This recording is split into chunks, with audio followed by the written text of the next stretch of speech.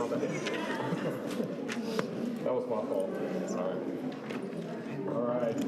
Good evening. We're here for our regular city council meeting this March 4th, 2024. We'll call this meeting to order, and we'll start off with invocation and pledge allegiance. Councilmember Watt. If you would like to join me in prayer, please bow your head. O Lord, during these difficult meetings, we seek your divine intervention to grant us clarity and focus. Amid the complexities we face, please sharpen our minds and enlighten our hearts. Help us remain steadfast in our objectives, avoiding distractions and staying true to the purpose of our service. As we delve into the matters at hand, grant us the ability to discern what is truly essential and prioritize our efforts accordingly. May our minds be open to innovation and our spirits be filled with determination to overcome any obstacles we encounter. In your grace, we find strength. Amen. I pledge allegiance to the flag of the United States of America and to the republic for which it stands, one nation, under God, indivisible, with liberty and justice for all. Thank you very much. Please be seated.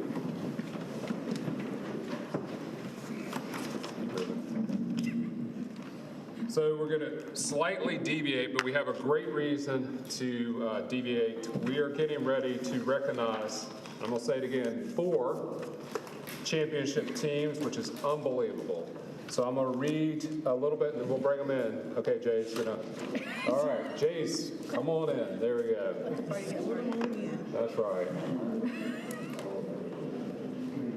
So while they're coming in, welcome. Sorry you had to wait just a few minutes.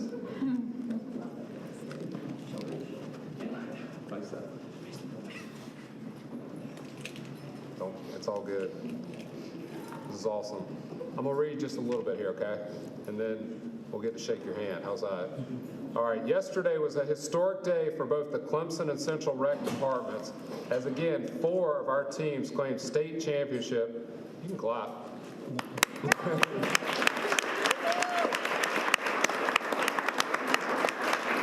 There had only been 4 previous state championships in basketball in the history of these 2 departments, but that total was literally doubled yesterday.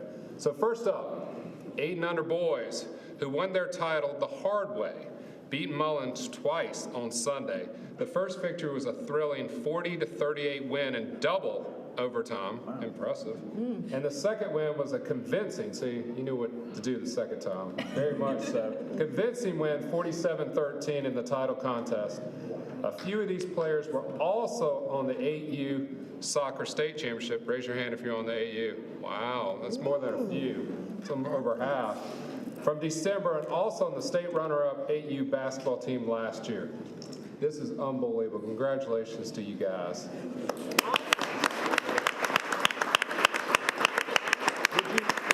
Would you honor us by saying your name and introducing your coaches, or your coaches could do it, whatever y'all prefer.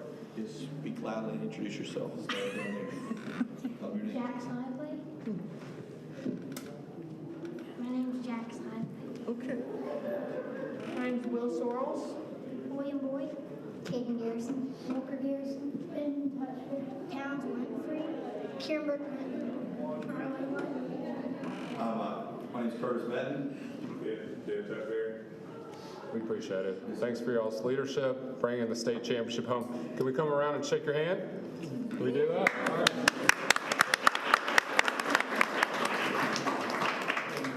Oh, I'm sorry. One gentleman's not here to see. His name's Camden Taylor. He's not with us. He's not with us. Congratulations. Awesome.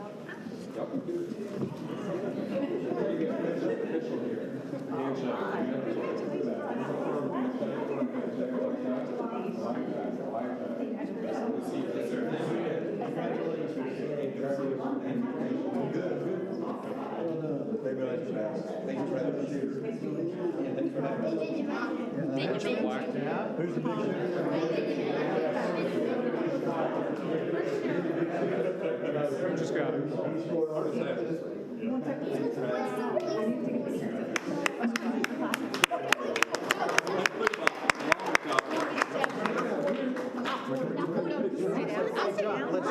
stand, we're taller than them. We can stand behind. Well, they almost. So please, she can be up front. They almost taller than All of these Benjamins, that's been great.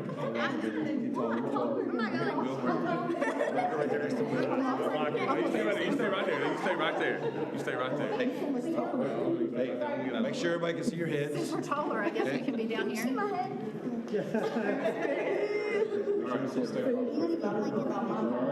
You want to squeeze in? Okay, I'll squeeze in. All right, let's take everybody look straight in the middle first, right in the middle. Okay.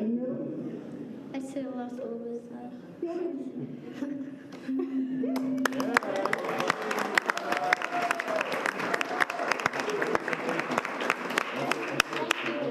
Thank you. 1, 2, 3. Thank you.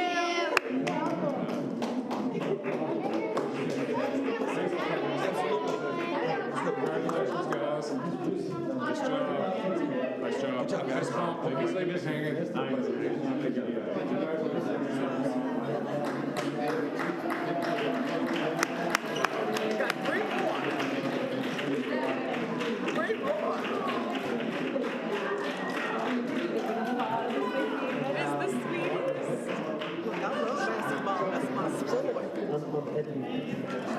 That's my sport, basketball.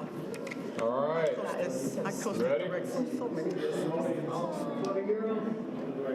Some amazing teams. Yeah, we got close. We never made it all the way. We got close. Like, come on,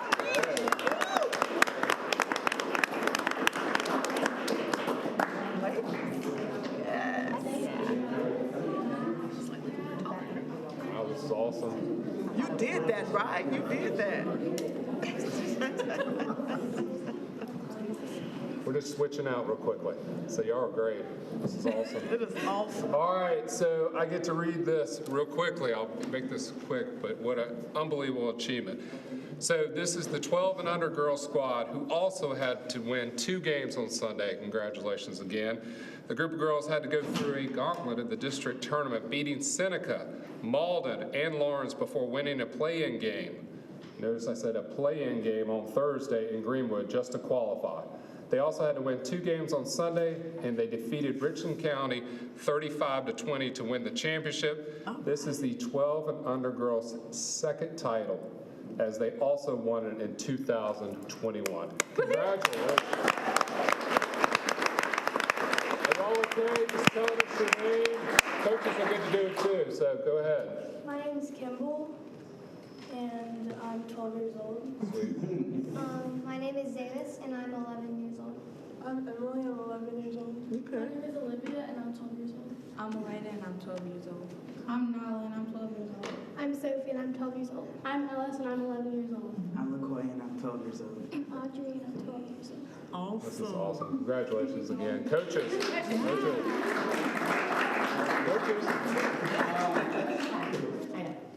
I'm Coach Justin. I'm 29 years old. Are you sure about that? Hey, we'll go with it. Tonight's your night. There you go. It's your night, so that's good. That's great. We'll go with that. I'm Coach Mal. I'm also 29. We'll stick with Eric. Stick with that. I'm Coach Eric. I'm 83. That's awesome. Congratulations. If it's okay, we'll come over and shake your hands. All right. I'm trying to remember if I was that tall. Yeah. You okay? Shake your hands. Sweet. Sweet. Oh, congratulations. Congratulations. You okay? Yeah,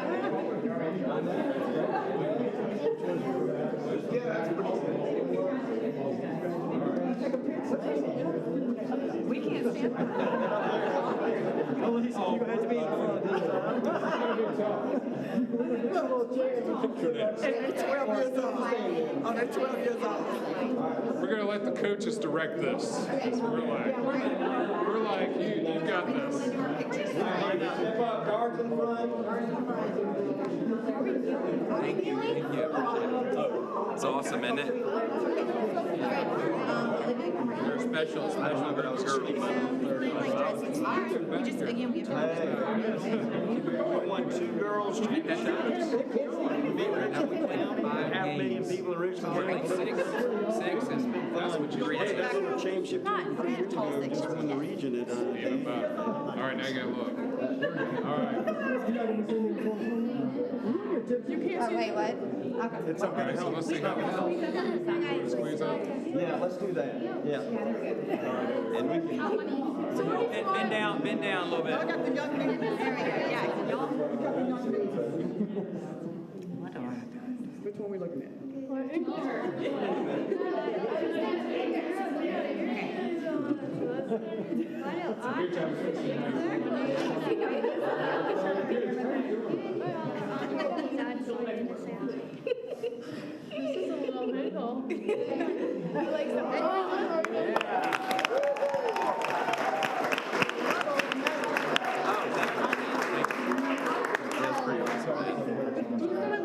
Appreciate you guys. It was an intense few days. It was a lot of fun.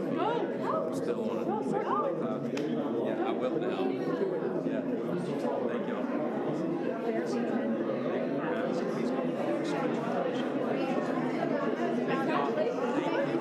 Thanks for having us. They had to give a 5-minute speech. Thank you. Thank you for doing. Coach, so Victor.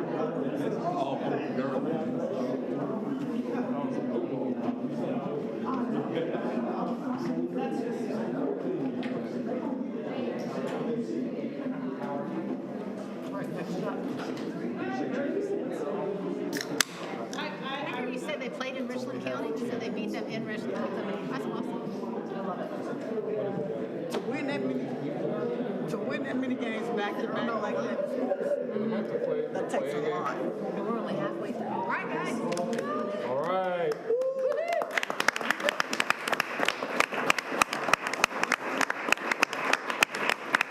You guys can smile if you want to. I mean, it's up to you.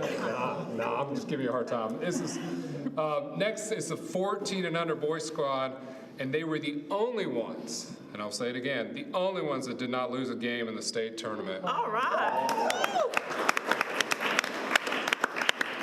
And talk about overachievers, that's a prime example, so that is phenomenal. So they beat Seneca on Thursday night in a play-in game. They beat Florence and Richland County on Saturday to earn their title berth. The group then edged Florence again 30-28 in the championship game with a basket with only 7 seconds left in the contest. Who made that basket?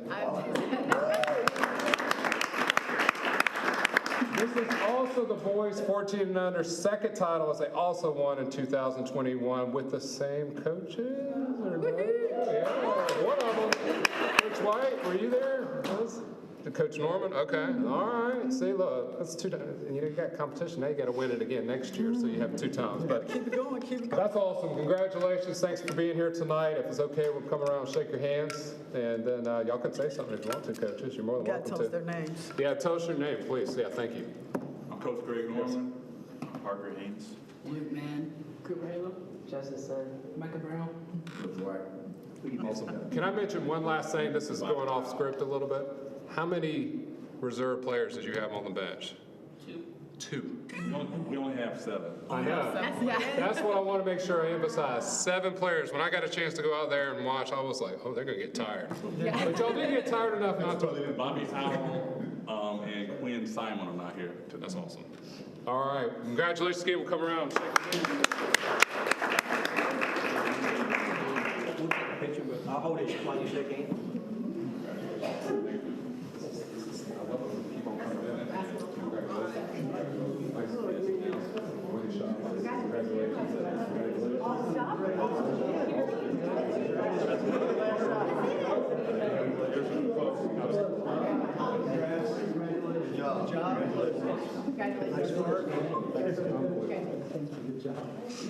I really got to Oh, come on. There's less of them. I hit my growth spurt. Yeah, sit up there. You're the focus, we're just I around. hit my growth spurt in 6th grade. You can't be in the front, you're too tall. You gotta go at the back. Coach, come on in here, come up here, there you go. Miss Mary, you can get in here.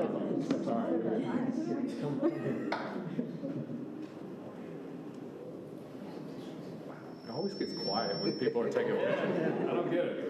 We good? Sorry. One more.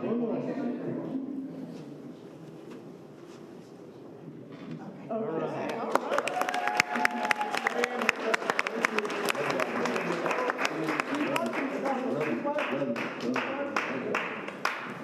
wasn't kidding, you gotta be back next year.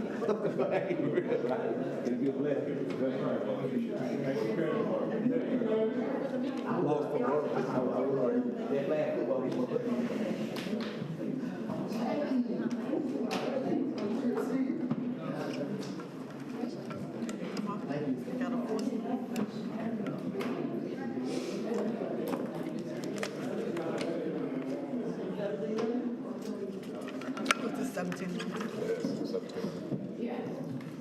Bunch of them are playing baseball tonight. They have a game tonight, so. Oh, yeah.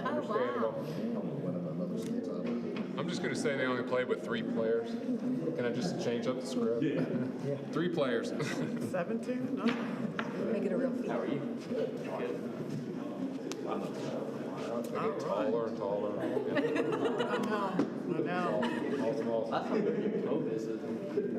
All right, well, we're so happy for y'all to be here. Congratulations on your state championship. First and foremost. We're doing a very short thing, but this is great. 17 and under boys came all the way back from a first round 20-point loss to Florence. Sorry I have to say that, but you came back around, all right? To win their first ever state title, wins over Westminster and East Columbia gave this team another shot at Florence, and they took full advantage by recording a 46-36 win in the first game on Sunday, and then a 49-42 victory in the title game.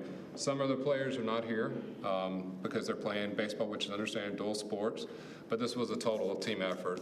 Awesome job, congratulations. If you're okay, we'll come around and shake your hand and wish you congratulations again. Oh, sorry, say your name, sorry, my bad. Sam, there. Okay. Brad Stevens. Yeah. Chris Heinze. Noah Harrington. Austin Heinze, Ethan Green, Okay. Hunter Stevens. Irv Harrington. Awesome, thank y'all very much.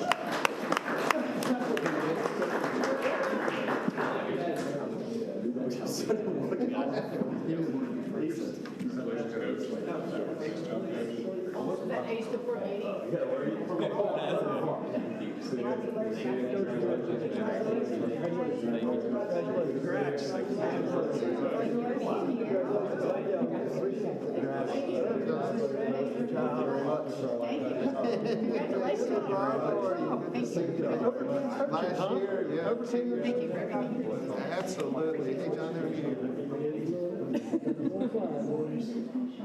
The Jurassic Park that you were just singing. I might have to get in the back. Y'all need to be. I might have to get in the back. Y'all gotta be the focus, so you can maybe kneel. We'll kind of move around you. We'll move around you. Get up there, you're the coach. All right. All right, there we go. There we go. You gotta get bigger heels.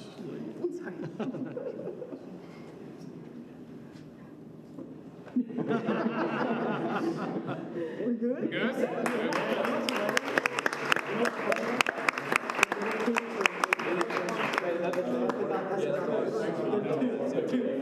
Two pictures. Compared to the little kids, there was like 800 of them.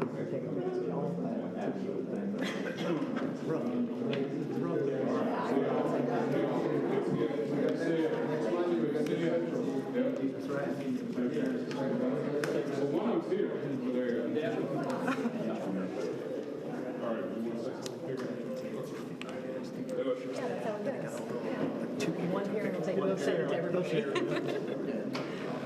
All right, Jay. Okay, none of this could have been done without our team, Shannon Knight and Kevin Smith from Central isn't here, but if the teams that traveled off all came back and said that they learned here how to do things right. We are blessed with the best coaches in this area, bar none. And our parents also are the backbone of our program. They bring their kids and they are well behaved. And I'd like to thank City Council for their support with our department. And all these kids will be going to Daniel High School. So the future is bright. Yes, it is. Thank you. Thank you.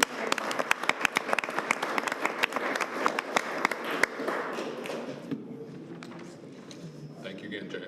Thank you, Shannon.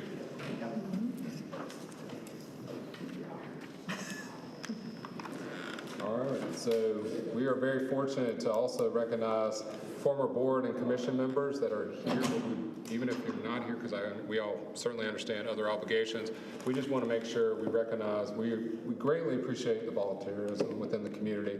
So I know it takes a lot of time and energy, so we're going to go down, and Jeremiah, do you have the plaques? There we go. I'm going to read everybody's name on, and then if you are here, I know there's some that are here. I see one in the very back. I guess he wants to sit in the back. So. But for PARCT Commission, Lisa Bain, I'm not sure. And I'm not sure if she's here, but we greatly appreciate Lisa's contribution. For EDAC, I should break down the acronym, sorry. Economic Development Advisory Committee, Catherine Watson. Police Advisory Board, Dr. William King. ATAX, Accommodation Tax Committee, Neela Patel, John, Herb Tyler is here. So Herb, come on up. Congratulations.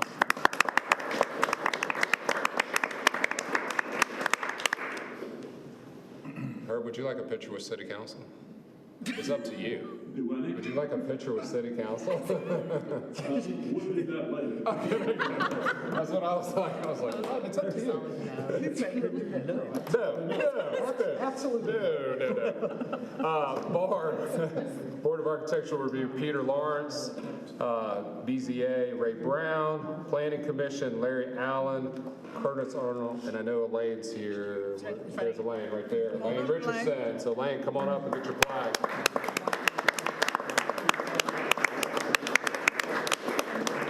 And I will say, for the ones that are not here, please recognize for their time and service, and also with Elaine and Herb, thank y'all for being here to look up their plaques. We'll make sure the other chief.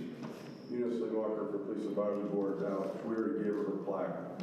So Eunice, I apologize, it wasn't on here, so I apologize. Eunice, thank you for your commitment to the Police Advisory Committee. Thank you very much, and you already got your plaque. So do you want a picture with City Council? All right. Chief, you have a wonderful recognition for a wonderful officer, Amanda Mills, Sergeant Amanda Mills, to come on up. So, thank you, Mayor, Council.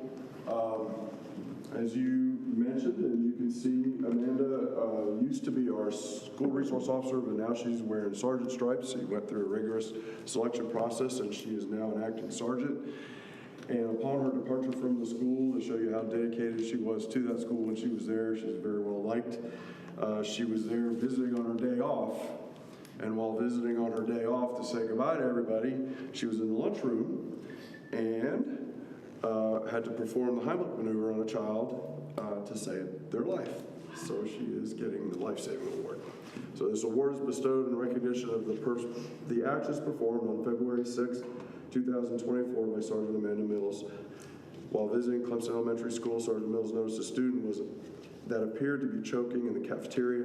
Sergeant Mills quickly responded and, relying on her training, performed the Heimlich maneuver to the distressed child. This quick action, in absence of medical personnel, directly saved the life of the child. So congratulations.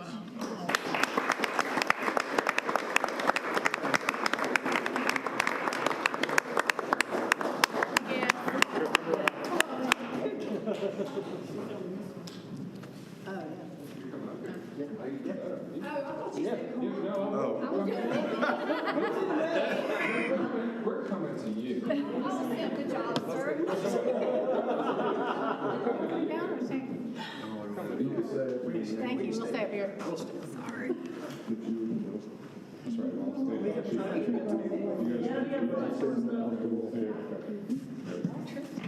That's right. Whatever. You're moving.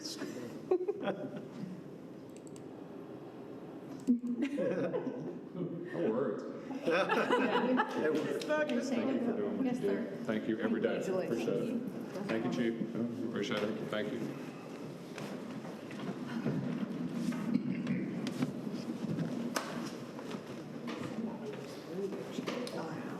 Did we just spin it around?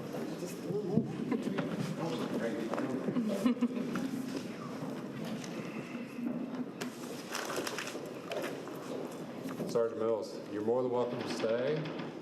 But you have family responsibility too, so hey. See, that's family. We have 3. So, you too. Thank you again. Thank you. That's a great way to start the meeting. And I'm going to turn it over to Councilmember Smith for public session.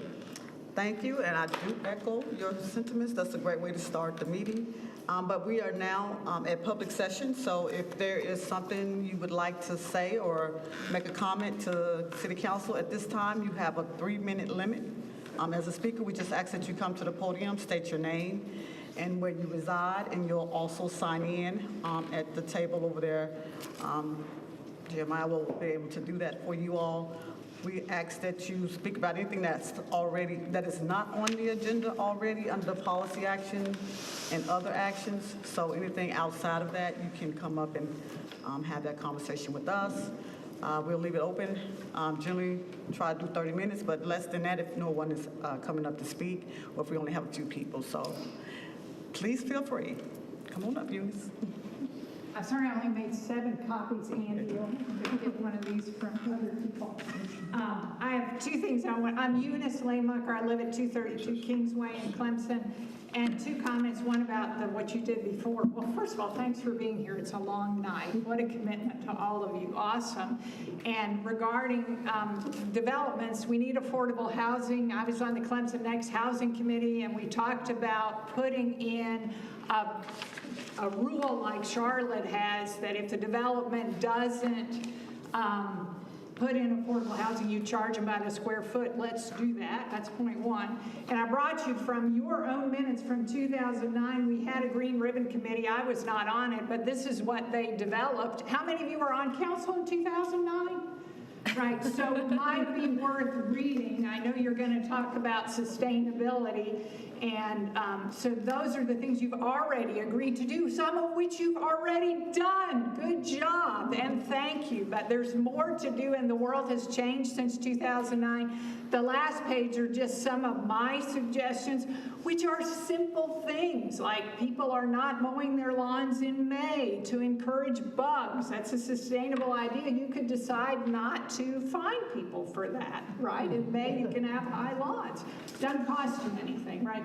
Many, many other ideas, including bike lanes and, banning plastics and encouraging when we have buildings that you put in passive solar, that's like an overhang roof to the south so that the sun comes in the winter but not in the summer, right? Solar. Incentives to get people to do things, both in businesses, like the next time you put in a refrigerator, put in a smaller one. That saves energy, good for the earth. Most businesses don't use their refrigerator size anyway. So I just want to be sure you had what you've already approved. Please read each of those. Check off what you've already done. You've done some. And there's more. And if you need volunteers for your sustainability committee, you know who to ask. Thank you. Thank you. Eunice, sign in right there.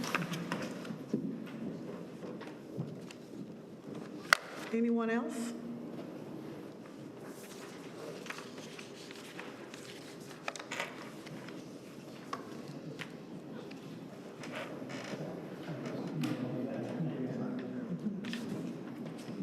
My name is Robert Lee. I live at 113 Presley Drive.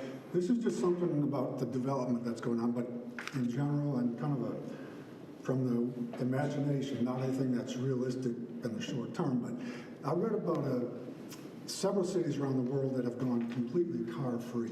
One's called Pontevedra, Spain. And it's a city about maybe 3 or 4 times the size of Clemson. But they did this, I think, over 10 years ago, and they just had great results with completely car-free. So I have this imagination of, when I first moved to Clemson, one of the appeals was, I didn't know anything about it. I was looking for a place to live when I was working, but that I could walk or ride my bike anywhere, and I wouldn't need my car. And that's true for me now. I go days and weeks without driving my car, and it's great. I think I'm healthier for it. But anyway, to not make this too long, that's kind of wild dreaming. But I look at downtown Clemson, and I know there's an enormous amount of things that would have to happen for that to be reality. But if that were somewhere in the distant future, a goal, it would be an amazing place for it. And I looked at 750 parking spaces, I think, in this new development. Well, to me, a rough between all the, in between all those, that comes out to about 200,000 square feet. So you could basically double the amount of living spaces, have no cars, twice the people. So anyway, that's just something long term I wish was more realistic to do, and maybe in the future it will be. So let's leave it at that. Thank you. Thank you.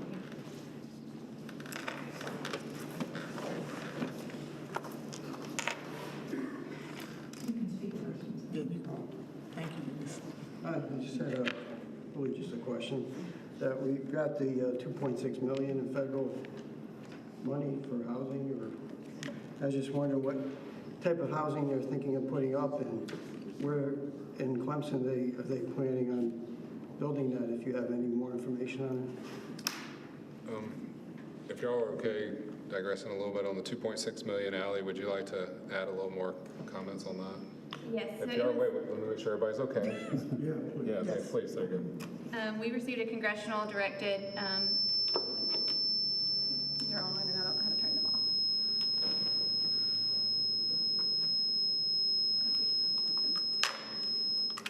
There we go. Sorry about that. Sir, Ally's, yes. She's answering your question. Last federal budget year, we received $2.6 million for the creation of workforce housing, the infrastructure and the property to do that. So we found a parcel of land and we purchased it back probably 6 months ago. So now we're going through planning phases of what that can look like to make sure that we maximize our impact, while also thinking long-term of how can we find ways to ensure that it stays workforce affordable. So we're going to keep looking at that, working on that. We don't want to rush it and make a decision that we'll regret later. We want to make sure that we maximize our potential. And that land is right across from diagonal from Dawson's Park and Old Stone Church on 76. On 76. The vacant land right there on the corner at the stoplight. Yeah. Does that help you? Yeah. Yes, sir. Thank you. Thank you. I'm sorry. That's okay. Are there other?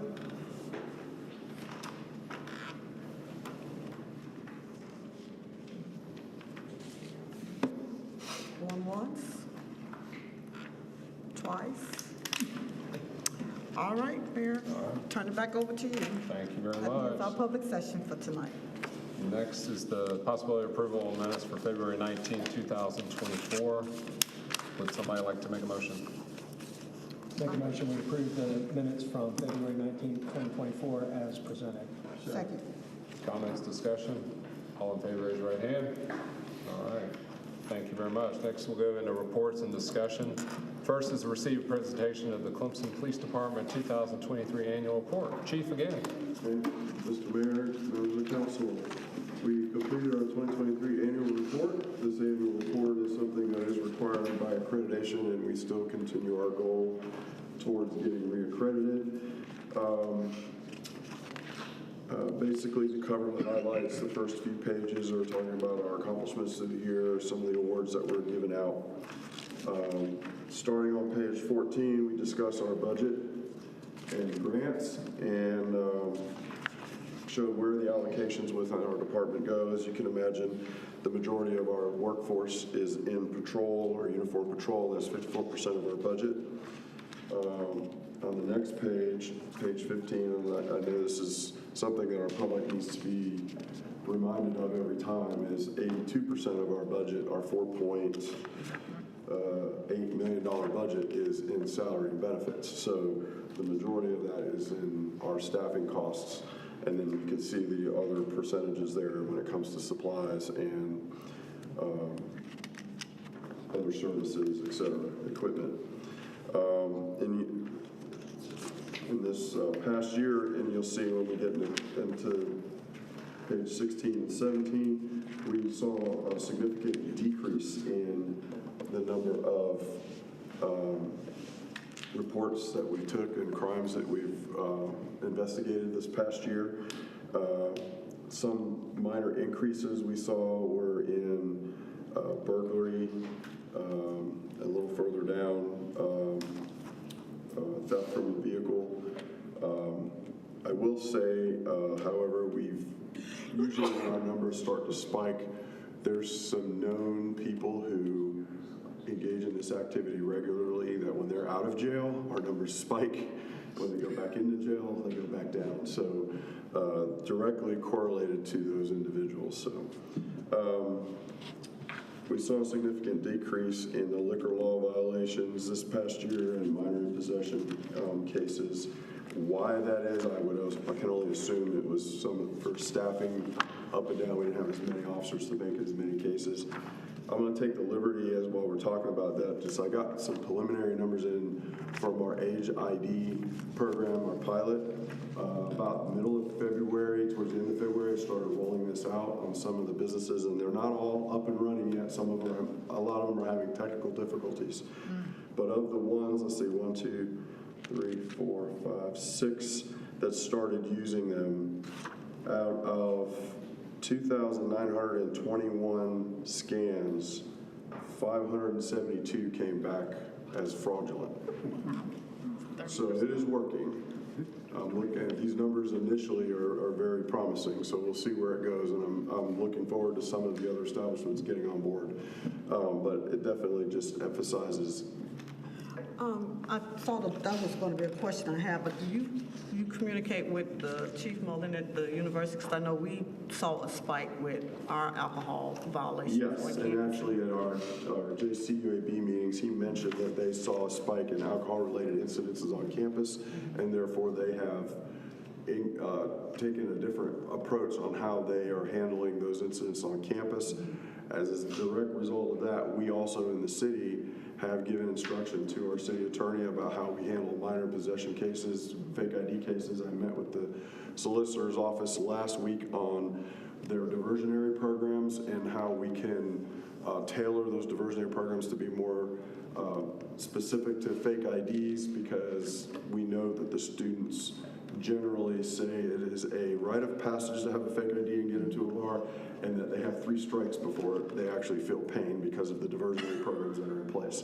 So they're very smart, they weigh their options, they weigh their risks, and then hence we have the issue that we have. So we are addressing those things, trying to get down to the bottom of that. Of note, for some things going down also, I want to point out it's suicides were down, and again, I talked about theft from vehicles is down, but I think that's directly related to an individual or two that we put in jail. Traffic stops, I know that's a hot topic in our traffic enforcement.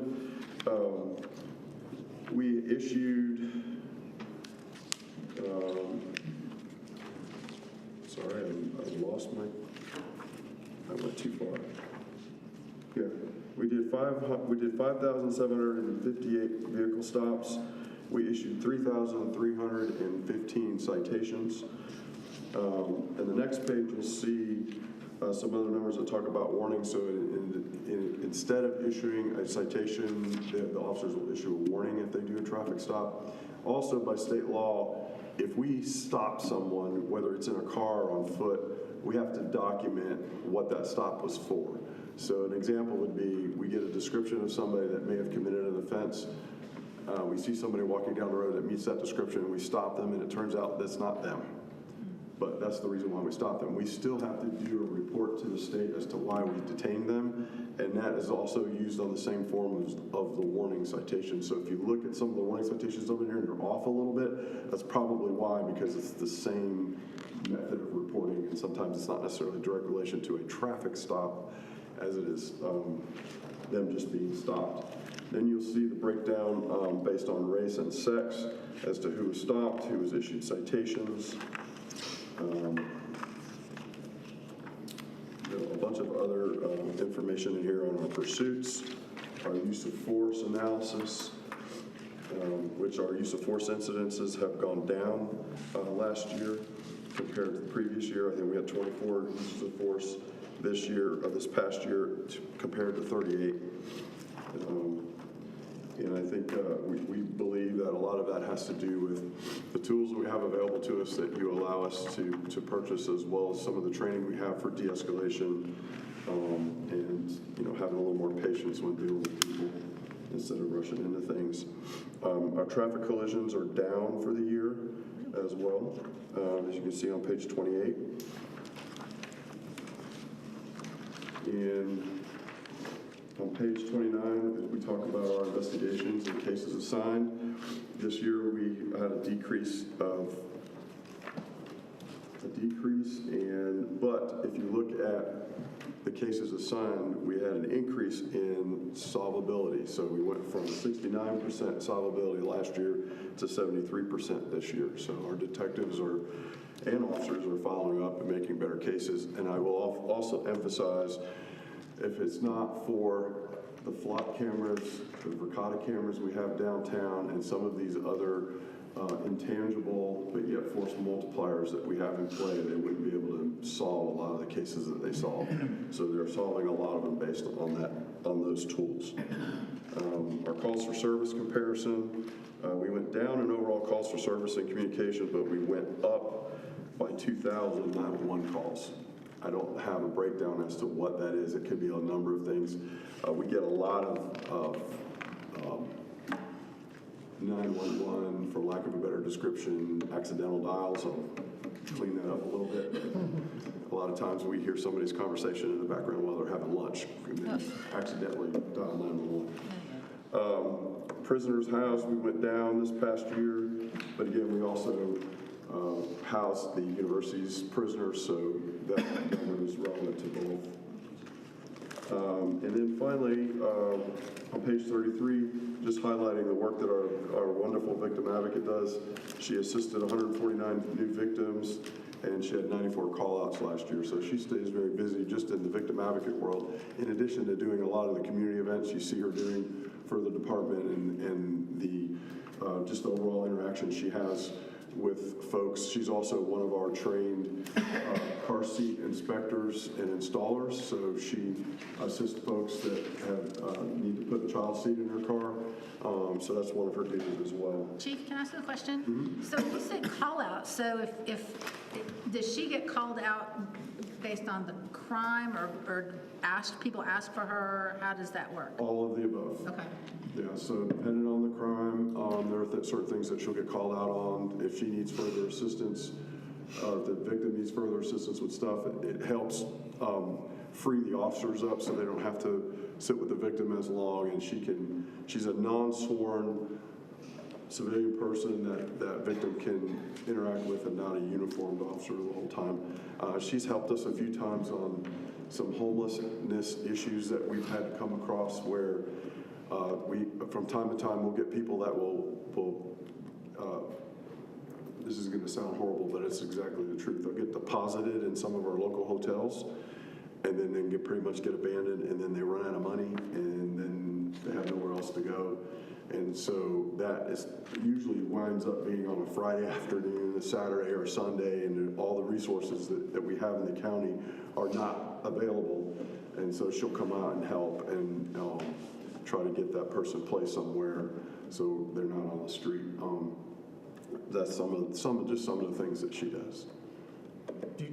Do we have a little bit of a budget, line item in the budget for her when like with a victim of a crime or things like that, if we needed to do something for that person within reason to, Put them up at the hotel. put them up at a hotel, someone who's in a domestic, dispute situation. Do we have any kind of budget that within?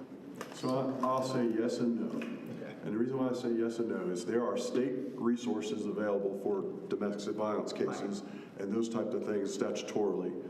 When it comes to homelessness and people who are not a victim of a crime and they're having difficulty finding a place to stay, no. And I've talked with Leslie about how we can accomplish this and trying to partner with the cleanest way to do it, because it's municipal funds, is to use donated funds. And the cleaner way to do it is to partner with a church or some organization that would allow us the funding. Because the other issue you have, and another thing came up recently where we had a woman who became homeless and had kids. She was supposedly running away from an abusive relationship in another state. The hotel that she was deposited at didn't want her there because they didn't want the trouble that would potentially surround her. So then we ran into an issue of, okay, if we put her in a hotel and something happens in the hotel, who's liable, her or us? And so that's where I think partnering with an external agency would help the city out in that we're trying to help them, but yet we're not putting us in a lifeless situation either. So we're still working on trying to work some of those things out, but there are other county entities, nonprofits around, and she knows who those resources are that she can reach out to. It's just, and the mayor knows there's a couple different circumstances where just none of those resources work. And our officers don't want them walking around on the street. So we're trying to find a way to deal with that. And that can be very time consuming, especially on the weekends. I'm glad, Bob, you asked. And, Alicia, Adrian and I had a conversation at Little John about the need for us to maybe figure out some kind of something, particularly for women with children, because there's not any room in any of the shelters for women. And I've called Greenville, and they're full, and yeah. Well, the woman that I'm referring to was an elderly woman in one of the examples that I gave, and we didn't have anywhere to put her. Family Promise couldn't take her. We couldn't get a hold of anyone. We were able to get a private church locally to pay for 2 more nights for her to stay in the hotel, and then the bed became available for her in Greenville on Monday. So we were able to hold her over for the weekend, but then Sonia had to pick her up and take her to Greenville on Monday. Now, how long she was able to stay in that shelter, I don't know. But it's we do the best that we can, but our hands are tied a lot of times. And when we're dealing with city funds, we have to be careful how they go out there and what kind of liability the city gets put in. And then the rest of the pages in the back are just more statistics that we, by our accreditation standards, have to keep and report on. So if you're having trouble sleeping at night, feel free to cruise through there. One thing I'll point out in case some of you go through it, and I noticed this earlier, on page 38, you see warnings and citations. Under the citations columns, you'll see 3252, but in the previous, I said there was 33 issued. That's because in this table here, we're only counting the number of people who were issued a citation, not how many citations were issued. So there may be people that got more than one citation, and that's why the numbers don't match. But it made me scratch my head when I saw it this afternoon, because I said, oh no, here's another mistake, but it wasn't a mistake. Chief, I only have one other question. Is there anything that, after doing the report and looking back, that concerns you that we need to think about for '24? I regularly talk with Andy, and I think the things that you heard in the budget sessions is our main concerns. There are some other, high-ticket items that we're looking at as a result of our IT situation that we may be coming to you on it's more than what we currently expend on it, but it's a secure, more efficient way of doing things. So, And I'm going to play Bob for a second and say that it might be time to carve that out in the budget. So it's the IT and the programming and those software packages might want to be a separate part of the budget so we can start to I think it kind of is in some way. I mean, with the new budgeting standards that are making us, I've already lost all my hair, trying to understand is kind of doing that to some degree, and they're itemizing them out a little bit better instead of being in a bucket, which I like because I don't like buckets because I don't know where they're going. I like to know what I'm looking at, so. Right now, we allocate out IT to all the departments, and we're just going to lump it in IT and then do a transfer at the end of the year to Will's budget. Because I'm just always curious that if we spend X dollars on flock cameras, which is really a technology, the return on investment. That's all I'm thinking about. That's a good return. Yeah, I can't tell you. Measuring it in terms of solved cases. Yeah, that was an easy option. Yeah, we would have to start tracking that a little bit better to tell you how many cases were solved by them. Because even for my line level officers that have access to it, they'll solve stuff, and I don't know that they used Flock to do it unless I happen to hear that they were doing X, Y, and Z. But the good thing about having younger officers is they're more apt to go to the technology and use it and find out information, and they get really deep into the weeds with it sometimes, and more power to them. Yeah, and I'm sorry, I didn't mean like down to the dollar, but just literally as we talk about the alcohol one, the flock cameras, all the technology that we're purchasing, just to start to think about how we use it. Yeah, I can tell you both of our homicides that we had in the last 2 years were solved significantly because of the leads we got off of the flock cameras. Wow. And it's hard to put a dollar amount on that, but if there are no other questions, thank you very much. Chief, we appreciate you keeping us safe. We're very thankful for your team, so please express that from all of us here at City Council. So thank you. Thank you. Thank you. Next item is the discuss forming a sustainability advisory commission. Councilmember Swat. Thank you, everybody. So this is my partner in crime, and this is Tony Tidwell, of course. And Tony and I've had this discussion even since probably urban land management was formed. What we want to do is create a commission similar to EDAC and others that would address sustainability projects and green space and our use and conservation across Clemson.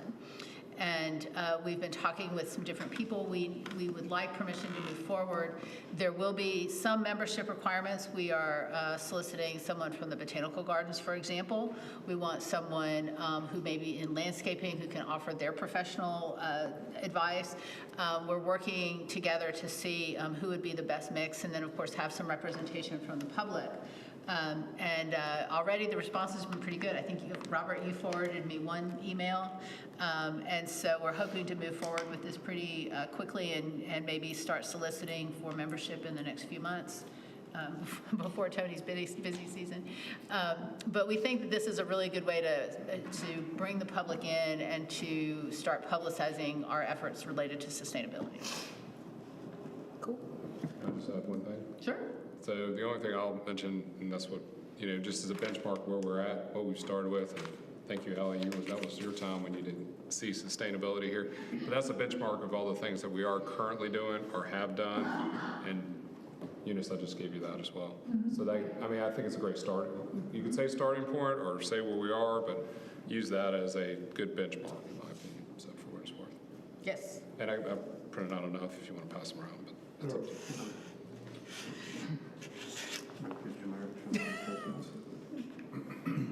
We can pass the buck.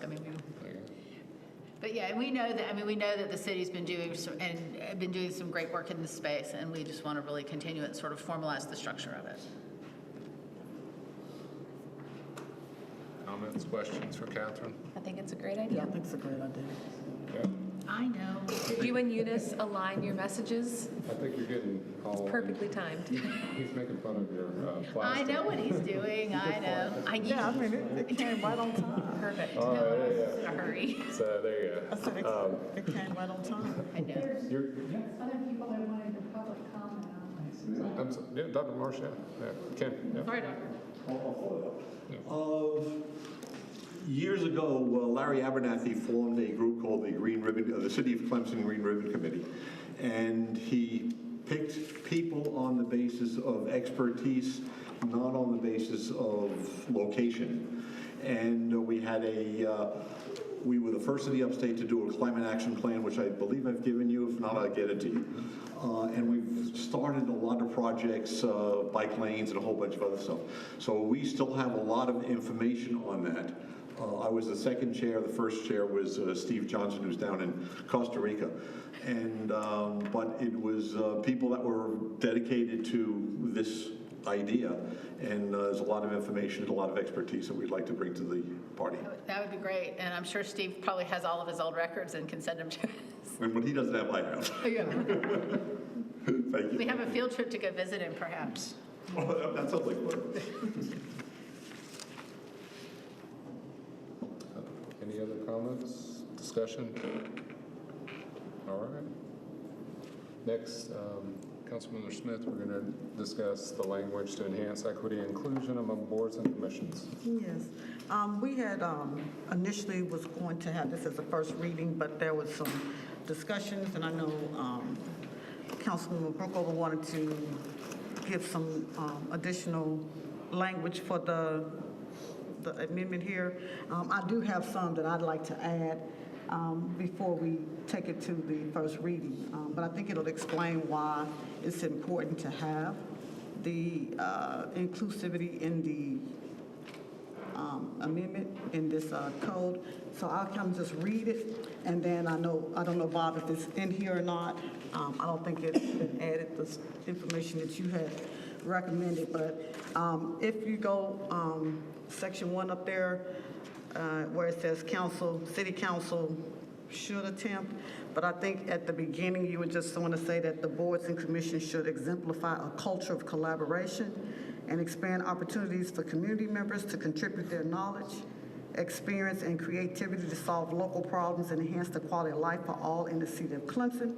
And to achieve this goal, the city council should attempt and then go to recruit inclusive and representative applicants, so that we have that collaboration from all members of the community. And so it gives a better explanation as to why we're even considering making it representative, because that's the thing that just said why we should do it, but it doesn't say why we should do it. So I wanted to kind of add that language into the ordinance as part of that. And then I know Bob had some language, and then once we do that, I'm ready to go ahead and take it to the first reading if possible. Yeah, my only thing still, I really, really struggle with the sentence that begins and that part of the sentence that said, City Council reserves the right to make changes to the membership of the city's boards and commissions, because without specifying what that is, that could become a pretty big unintended consequence down the road with different council members and that kind of thing. That, removing people from boards to, that kind of thing could absolutely happen with that language. I think, maybe combining a little bit of what's at the end of that sentence to just make it more clear that, it's our, we see this as a responsibility of council to recruit inclusive and representative applications that reflect the diversity of the community on our boards and commissions. When we get into opening it up without some level of specification there, that makes my brain itch a lot. I would add in just what you read out. I'd probably just need to kind of spend a little time with it. I'll go back to old Dr. McGuire, words matter, so I probably need to just kind of have it in front of me and read it and see it. But then I agree with Bob on that second part. I worry about saying that basically you could remove people and change the compositions.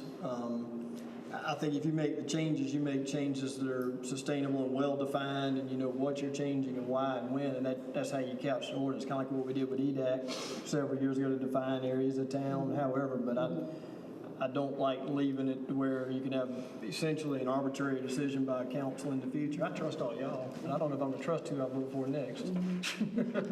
Bob might run again. My view is we have enough time filling these roles. And so we start arbitrarily kicking people off. I don't think it's the intent, but that's what it sounds. we're gonna create, more trouble than we should, we really want. I mean, like I've said all along, it's our job to recruit folks for these roles. The intent was not to kick people off the boards. It was when we were making decisions, when we make decisions, just trying to make sure that if we need to, if because I think it says it in this last sentence, if people want to apply for more than one board, then we want them to indicate on the application which ones that they want to do that. But if we have an opening and we believe that person may be better suited or could be better suited for that one, then that's where that change would come. It's not necessarily, so there may be a better way to say it, but it's not to make changes where you would remove people. Yeah. Then we need to clarify that. Maybe city council reserves the right to make changes to the membership requirements. Yeah, requirements, so to speak. Not membership. Why Not don't you change your membership. requirements? You don't want to change that. You may want to change your Well, we're talking composition. about, we don't want to. And change does indicate that you could remove or do other things. That's the key word in it, right, to make changes in membership. Doesn't mean that means that someone who's in a role could be changed, not But like midterm. what I was hearing is that we don't want that to be in the language. Correct. Right, that's what I'm saying. So the That's membership not the intent. requirements, not. That's not the intent. Yeah. So it's, But aren't the requirements in our ordinance? So to make changes to that, technically, we should have to change the ordinance, right? I'm looking at our attorney. We would have to change this probably wouldn't supersede that in any way. Like, how would that work? That probably wouldn't work well together. We'd be hanging out there a little bit. Yes, if this were enacted with membership requirements, that wouldn't automatically change any individual board's requirements. You would still have to adopt an ordinance that would change the city code with respect to that individual board, unless you were going to put specific requirements in this part of the code. So I think it would work, the statement, if it's really that second sentence with changing the application form, that's where it sounds to me like, and correct me if I'm wrong, where you're saying like if, the idea there is that if someone has applied for multiple boards or, or even if they haven't, we might say, would you be interested in this, which we've done? Because again, this is too much up here. yeah, I mean, because this is really truly about before they become members. So it's not necessarily about when they are members, because there are ordinances that explain, because you can only remove, well, I won't say only, there are reasons why you remove somebody from a board. If they're not participating, if they're, may have violated the law or something like that. This is truly about when you're recruiting and people are applying. So this is not about those who are already members. This is as we're recruiting people. So you make changes, and so that's why I said it could be the application process. It could be, you can, as applicable or something to that effect. But it's not to deny, remove those who are currently on the boards. So I think, So that's what that is. I think if you take your first sentence right there then and leave it, and then you say city council reserves the right to include that in their decision-making, or in their selection process. Yeah, so you actively recruit applicants and you reserve the right to include the recruitment of the diversity of the community in your decision-making process, because now you're identifying that, hey, all things being equal, we don't have a diverse representation of the community, so we're going to include that in our decision-making process now. I think that clearly defines the initial stages before you actually make the selection. That's correct, yes. And then I still would like to add the reason why we do that. So I'll put the language that I'll send it to Andy. And he can send Unlike it all back y'all, out. I'm not a doctor, I got to look at it on the table. I'll have him send it out. And I like the first thing that you were saying with that additional statement a lot as well. I'll send that and then make it part of it. And if Andy, you can make those changes, then we can take it to the first reading. Thank you all. No other comments, and we'll go to staff reports. Andy? Conversations with council next Thursday, 6:30, fire substation. This Thursday. It's the 14th. Next Thursday. Next Thursday. Okay, cool. Time flies when you're having fun. Got the night off. Okay, I'll get it. And make sure you do your statement of economic interest by 12 o'clock on the 30th. Or else somebody's going to track us down. Where's conversations again? Fire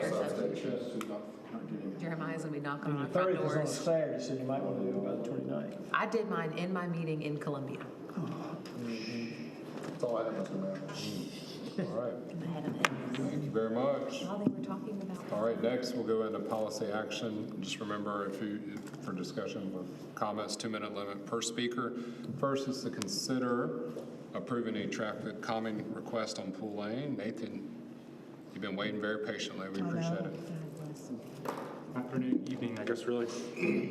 So this is the first traffic calming request that we've received. Well, I should take it back. We've received traffic calming from the new policy that since it's been since it was approved in October.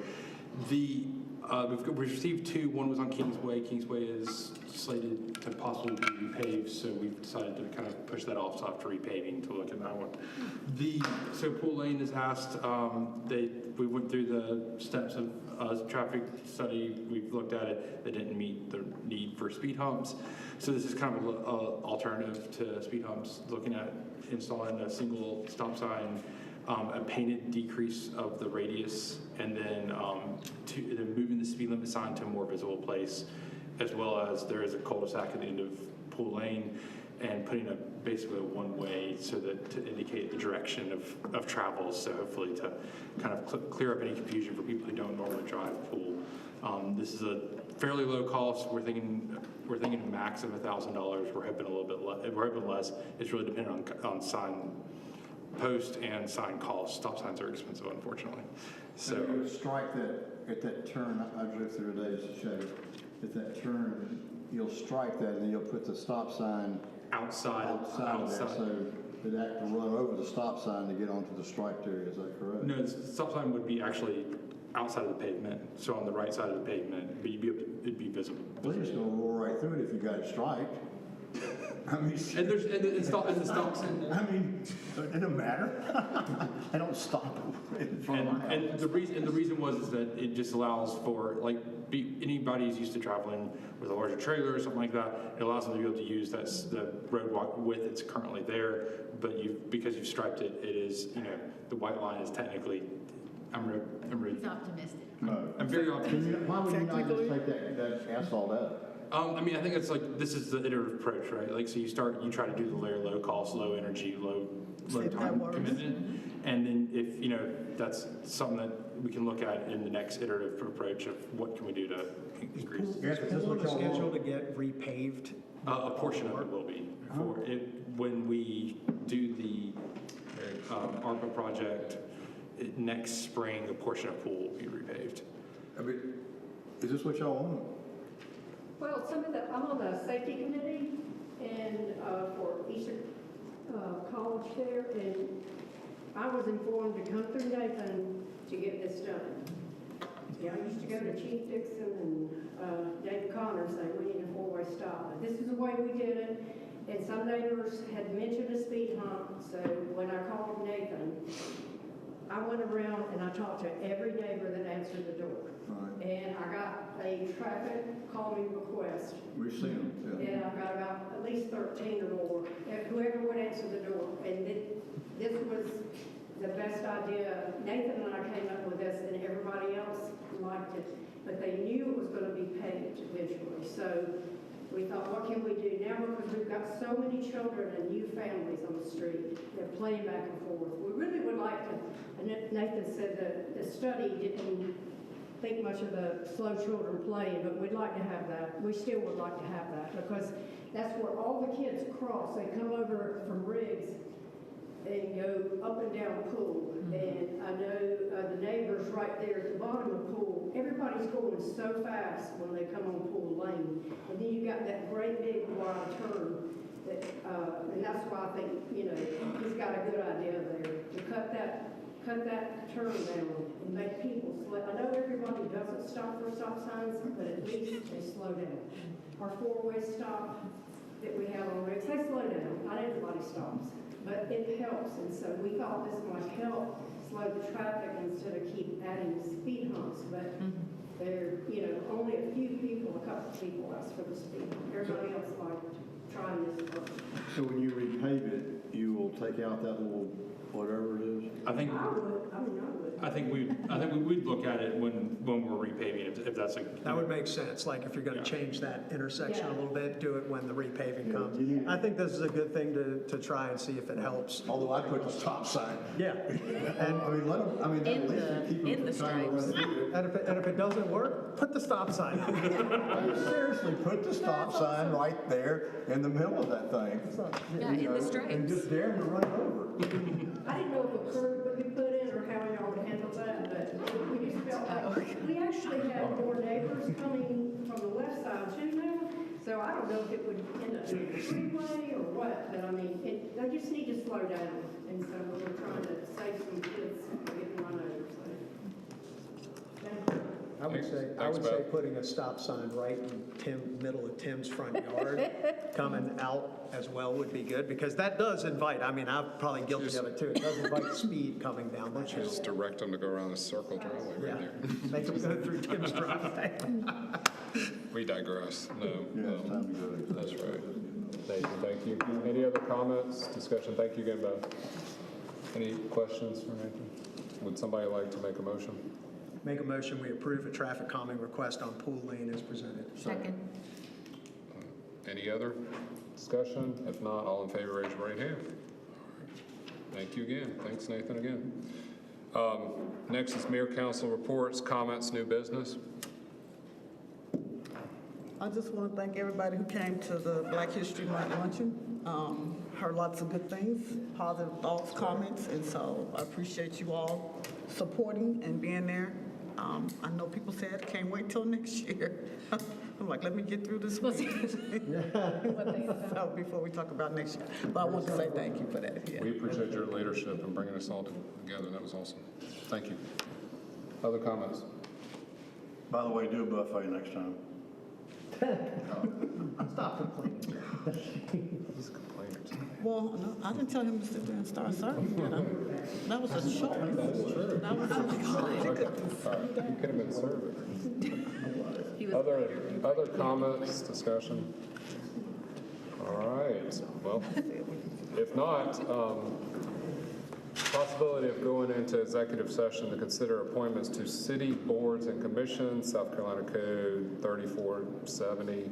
Also to receive a legal briefing from the city attorney on Code 3470. Also discuss an annexation economic development matter, same code. Would somebody like to make a motion to go into executive session? So moved. Second. All right. Any comments or discussion? All in favor, raise your right hand. All right, thank you very much. We will be back.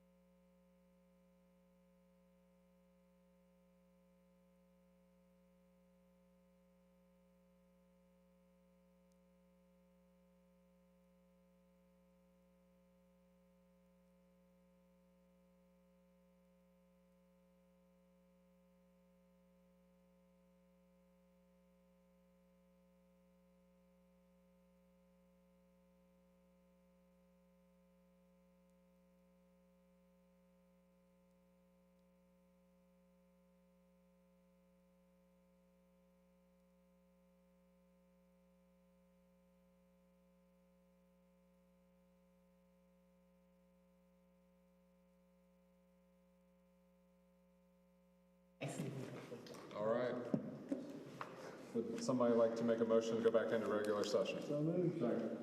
Any comments, discussion, all in favor, raise your right hand. All right, thank you very much. We're back from the executive session on 2 items. We have nothing to report, but there is also a possible recommendation. I would like to move that we appoint Jennifer Thaxton to a 1-year term for Planning Commission. Second. Any comments, discussion? All in favor, raise your right hand. All right, thank you very much. All right, would somebody like to make a motion to adjourn? So moved. Second. Comments, discussion, all in favor, raise your right hand. Raise it before you leave, John. Thank you. Standing up and. We're adjourned. I can't do that. Have a good evening.